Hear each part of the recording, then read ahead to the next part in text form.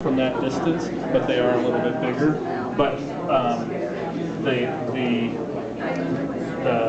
we're not allowed to record. It's a public meeting. Yeah, but if you are, no, you're not. It is. It's a public meeting. It is a public meeting. Oh, great. So you are. Yes. So you're saying that a public meeting. Like to, I cannot be on record. We cannot speak on record for behalf of the. Okay, well then don't do it. If you'd like to speak on record. And so,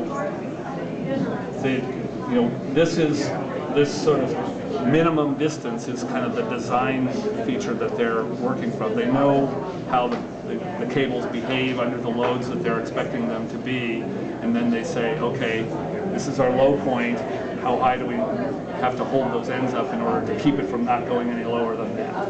And that's where how they determine how tall. So the actual placement horizontally isn't really as much of a concern as the swing, right? Is it for clearance in case they fall that they need extra feet on the sides? Clearance? Oh no, actually that has mostly to do the width sideways. It has to do with wind swinging the lines. Wow. When they blow in the wind.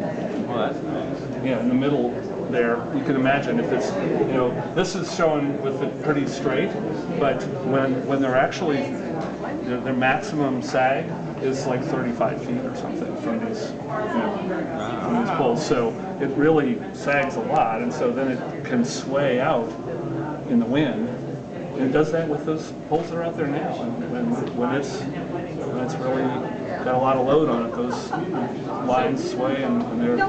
So if you did the bottom option, then you would have to do a wider clearance because the lines would swing farther apart. Oh, right. Yes, that's right. The longer here, the greater width that you have to do. So, my house is here. No, go ahead. You're fine. Here, and I'm 40 feet or 30 feet from directly below the line. The requirement would be that my house would have to be 70 feet from directly below the lines to account for the higher swing?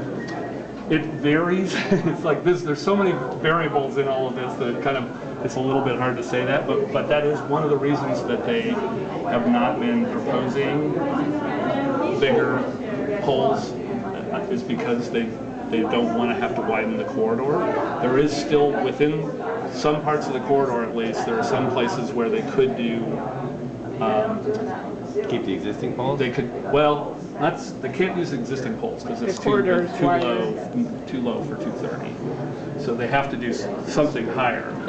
But they could change the spacing to taller poles, and they have enough corridor in some places to do taller poles. But their preference has been to just stick with the same spacing and use.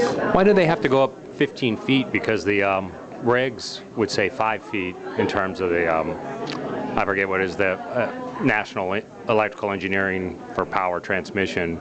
They have it at, I want to say that for 215 it was at 45 feet, and then for above ground, which would mean the low point would be 45 feet, and then for 215 or 230 it would need to be 50.